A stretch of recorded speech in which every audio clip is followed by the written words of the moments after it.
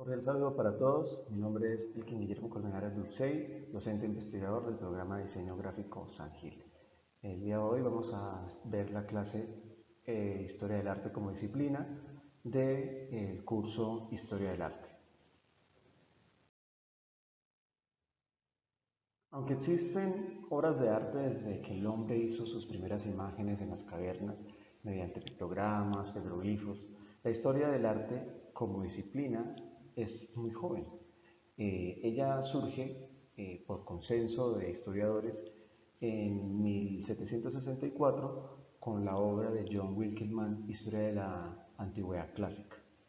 A partir de ahí se puede decir que empieza el nacimiento de la historia del arte y aunque tuvo precedentes, trabajos como los de Plinio el Viejo o el del mismo Giorgio Vasari, quien escribió las más excelentes obras de pintores y escultores italianos, es con Wilkelman que se empieza esta carrera sobre la historia e historiografía del arte.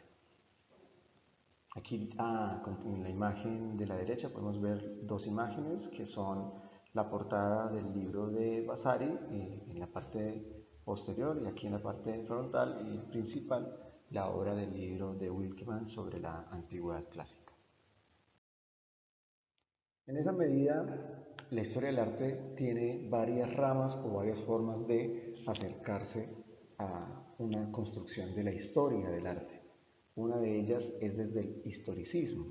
El historicismo, podemos decir que es la consolidación de la figura del artista a partir del Renacimiento, ha servido para justificar una historia basada en nombres y obras con características comunes. De esto se centra el historicismo. Para ello se cuenta con una documentación, pero sobre todo se apoya en la observación de rasgos diferenciales en las obras. Rasgos diferenciales para ver el estilo, por ejemplo, de un artista.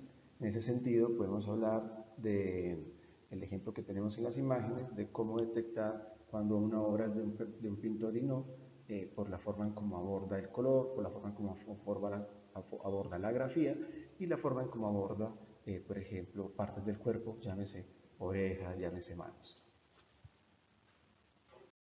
Por otra parte tenemos el formalismo.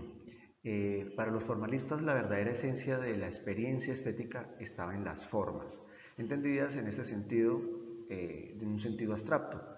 Los representantes del formalismo fueron Alois Riel, por un lado, a Wolfing y Faucillon, fueron, digamos, los más destacados. El fundamento para los grandes conceptos estilísticos que se manejan actualmente hay que situarlos en sus pensamientos, es decir, el formalismo es de las líneas del arte con mayor influencia y aún con vigencia. Los formalistas dan preponderancia a las cualidades puramente formales o abstractas de las obras.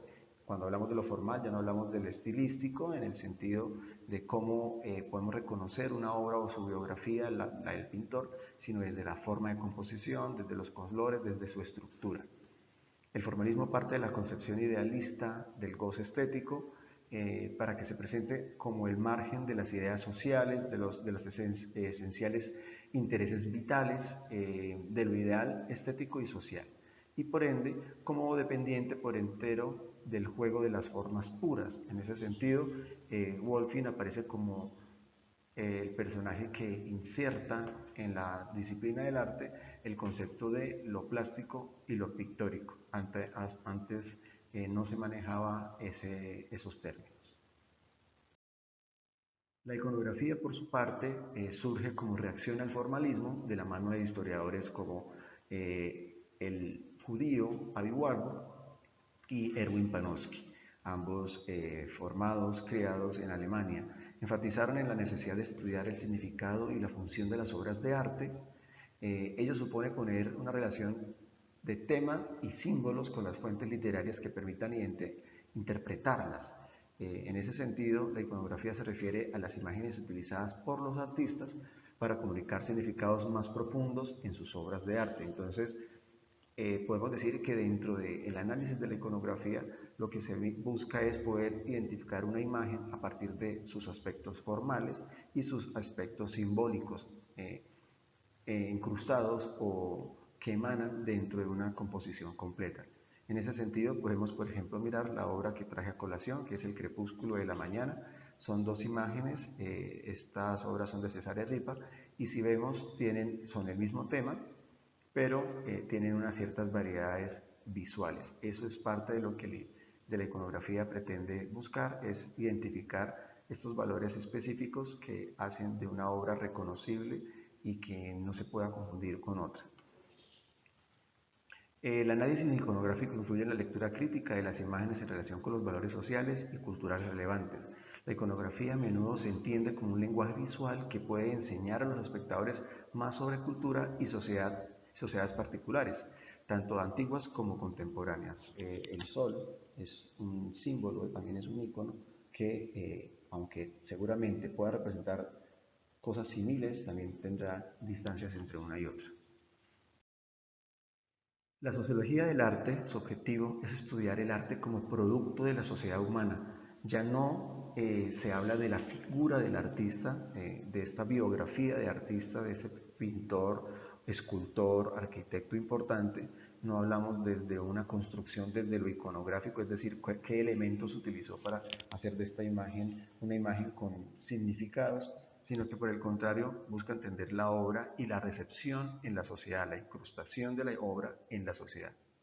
La sociología del arte es una ciencia multidisciplinar, recurriendo para su análisis a diversas disciplinas como la cultura, la política, la economía, la antropología, la lingüística, la filosofía, etc.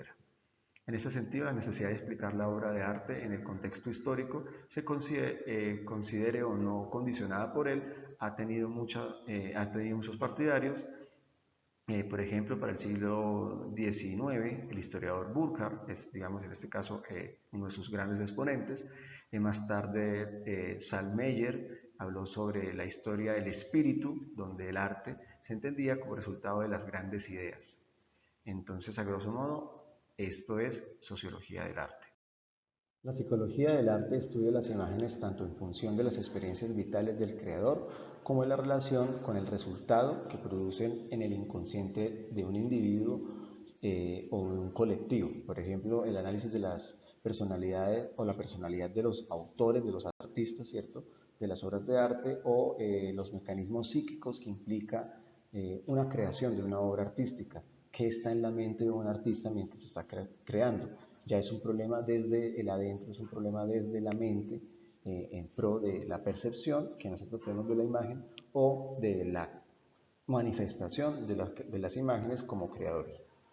Dentro de los exponentes tenemos a Rudolf Amheim, es el principal representante de la psicología del arte, y hay que hacer mención de la escuela de la Gestalt como esta escuela que primero se funda para hacer un análisis sobre la imagen, sobre la forma. De hecho, Gestalt significa forma, figura o configuración, y desarrolla toda una línea de pensamiento, de estudio del proceso de la percepción humana. Esa es la gran apuesta que hace la Gestalt, y en esa medida busca desde diferentes puntos de análisis, campos de análisis, poder comprender mejor la imagen. En ese sentido, propone teorías de la manera de entender la percepción estética y cómo una misma imagen puede jugarnos una mala pasada, en el sentido de que puede ser ambigua, de que puede tener una ilusión, decirnos una cosa, es decir, jugar con nuestra mente es parte de esa